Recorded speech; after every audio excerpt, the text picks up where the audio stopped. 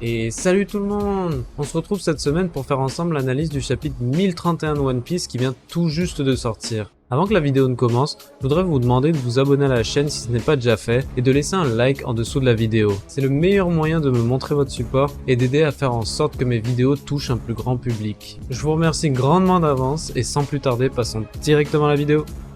Avant même de commencer le chapitre, Oda nous offre un magnifique color spread montrant les seconds d'équipage les plus importants du monde de One Piece.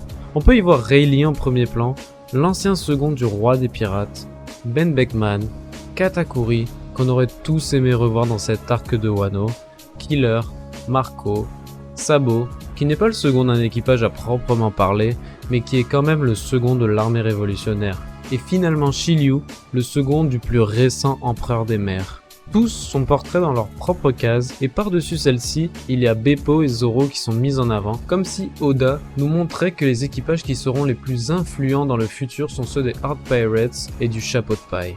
Ce color spread nous rappelle que bien que les capitaines soient toujours au premier plan, les seconds d'équipage ont un rôle déterminant à jouer et ont un grand impact sur le monde. Ce chapitre commence directement là où nous nous sommes arrêtés la semaine dernière.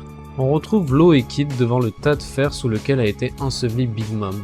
Selon les dires des sbires de Kaido, les poutres de fer ont dû arriver sacrément vite sur Big Mom puisqu'ils disent qu'elle s'est faite carrément écraser. Cependant, lorsqu'ils disent que Big Mom ne pourra pas survivre à ça, ils sous-estiment l'empereur gravement. On savait tous que ça n'allait pas être assez pour la mettre hors d'état de nuire. Je dirais même qu'on espérait que ce ne serait pas le cas, ça aurait été une fin indigne pour une Yonko. À la page suivante, Law essaye d'obtenir pour nous, pauvres lecteurs curieux, des informations sur l'éveil du fruit de Kid. Cependant, Kid met fin à tous nos espoirs et refuse d'en dire plus. Devant les regards choqués des sbires de Kaido, Big Mom se relève enfin et sans perdre une seconde utilise les pouvoirs de son fruit du démon pour créer un Life or Oshiruko, soit la vie, soit de la soupe de haricots. On peut voir qu'elle n'est toujours pas remise de sa crise à Udon, puisqu'il n'y a plus de soupe et que les sbires de Kaido n'arrivent pas à contenir leur peur, ceux-ci se font tous prendre leur rame par l'empereur qui les utilise pour donner vie aux poutres qui l'ont plutôt écrasé. Directement après ça, on a le droit à un pouvoir inédit de Big Mom. Ça se voit qu'elle prend le combat très au sérieux à présent car elle n'hésite pas à sacrifier un an de sa propre vie pour se rendre énormément plus puissante et aussi plus grande. Ses paroles ensuite confirment qu'elle n'est plus ici pour s'amuser. Alors que jusqu'à maintenant, Big Mom traitait Kid et Law comme des gamins inoffensifs, elle reconnaît maintenant leur puissance et leur volonté sans faille à la destituer de son trône. Oda fait un excellent travail depuis quelques semaines pour nous montrer à quel point Luffy n'est plus le seul membre de la pire génération à pouvoir prétendre au titre d'empereur des mers. Personnellement, je trouve ça excellent car je trouvais un peu dommage le fait que Luffy soit le seul à sortir du lot. J'avais l'impression que l'œuvre ne prenait plus le temps de se concentrer sur d'autres personnages et que la puissance de Luffy n'était que justifiée par le fait qu'il soit le personnage principal. Malgré tout, cette impression est un peu normale car jusqu'à cet arc, les autres supernovas, mis à part Law, avaient peu de développement dans le nouveau monde.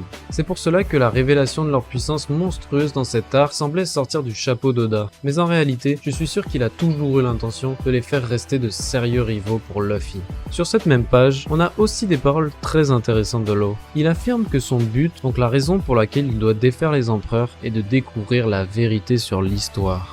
On voit que ce qui motive Law par-dessus tout est de comprendre d'où vient la volonté d'Eddie ainsi que la raison du conflit entre ce clan et les dragons célestes. Au final, on pourrait se dire que son but se rapproche beaucoup plus de celui de Robin.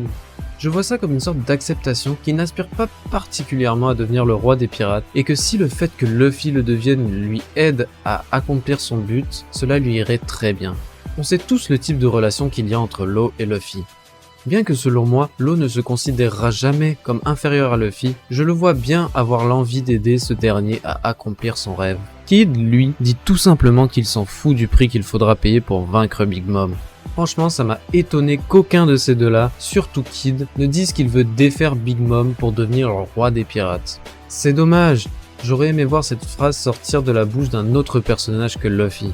Après cette scène très intense, on passe sur Apu et Drake qui sont en train de s'affronter. En effet, contrairement à Apu, Drake possède ce que l'on appelle une dignité. Comme nous tous, il ne peut juste pas s'encadrer la gueule d'Apu et décide donc de s'en débarrasser afin de repayer sa dette au chapeau de paille. On découvre que lui aussi a connaissance des réelles capacités d'Apu et sait comment les contrer. Au vu de sa puissance, je n'ai aucun doute qu'il puisse s'occuper d'Apu en 1 contre 1, mais je crains que ça devienne compliqué si les Numbers devaient s'en mêler. On a donc ensuite Yamato qui avait décidé de passer par la chambre Iwato où se trouvent Apu et Drake qui fait irruption en défonçant la porte. Alors qu'il croit entrer dans une pièce où ne se trouvent que des alliés de Kaido, il découvre par Drake que ce n'est pas le cas. Apu, de son côté, essaye d'attirer l'attention de Yamato pour en faire son allié. C'est évident que Yamato ne s'allierait pas avec lui en toute connaissance de cause, mais il se peut qu'Apu veuille le manipuler. Un des Numbers se met alors à la poursuite de Yamato, qui est décidé à ne pas s'arrêter sous aucun prétexte, et Apu décide de le joindre avec les 2 autres Numbers. Cependant, Drake ne compte pas laisser Apu s'enfuir, et tant mieux. À la page suivante, on a la confirmation que les membres du CP0 s'étaient bien mis en action au chapitre précédent dans le seul but de capturer Robin. Heureusement, elle et Brook sont couverts par les Minks qui leur font gagner du temps pour qu'ils puissent s'échapper. S'ensuit une révélation choquante de la part de Robin, les officiers masqués sont atteints tout autre niveau que les membres d'élite du CP0. On peut donc se dire qu'ils représentent alors un danger aussi grand que ce qu'était le CP9 à l'époque. Je me demande comment Robin va réussir à s'en sortir, puisque cette fois-ci, les membres les plus puissants de l'équipage sont tous occupés à combattre de monstrueux adversaires. Et j'espère vraiment qu'elle ne va pas se faire capturer non seulement pour son bien, mais surtout car j'ai la flemme de me retaper un arc d'Enies Lobby bis où l'on doit encore foutre une raclée à Rob Lucci. D'ailleurs, j'espère que derrière ses grands airs, il a appris sa place et que si jamais il devait y avoir un affrontement, Luffy le finirait en moins de 2. Changement de scène, on se retrouve avec Sanji dans une position très étrange car il est au quartier des plaisirs du palais où des geishas l'accusent d'avoir tabassé l'une d'entre elles. Connaissant le personnage, on a tous eu la même réaction que lui en se disant que ce n'est pas possible. Cependant, au fur et à mesure que Sanji y réfléchit, on découvre qu'il serait en réalité vraiment le coupable. Je vous avais dit lors de mon analyse du chapitre 1029 que je trouverais ça très intéressant que Sanji perde ses sentiments, ne serait-ce que pour un moment. Mais je n'aurais jamais pensé qu'Oda lui aurait fait brutaliser une femme innocente de la sorte. Malgré tout, je pense qu'il y a une possibilité que ce ne soit pas dû à Sanji, mais qu'il se persuade lui-même de cela car il s'en croirait capable. On obtiendra sûrement les réponses à nos questions dans les chapitres à venir. Ce qui s'ensuit toutefois est exactement ce que je voulais voir. Sanji se pose la question de s'il ne vaudrait pas mieux être une machine à tuer pour son capitaine plutôt que d'être un Nakama incapable de pouvoir affronter des femmes. Évidemment, on sait tous que Luffy voudrait que Sanji reste lui-même, mais c'est tout de même très intéressant de le voir douter de la sorte. Par contre, ce qu'il se passe après est assez décevant selon moi, je ne vais pas vous mentir. Même si je n'aimais pas trop le look de Sanji en tant que Stealth Black, j'aurais aimé le revoir au moins une fois de plus. Mais non. Sanji détruit complètement sa Red Suit et à moins que le Germa ne revienne lui en redonner une, ce qui n'arrivera probablement jamais, on ne verra plus jamais Stealth Black. Mais cela vient avec un message fort. Sanji veut se redéfinir, ne pas perdre plus de sa personnalité, mais aussi abandonner les bains des femmes. Et quand on connaît le personnage, on sait à quel point c'est un grand pas.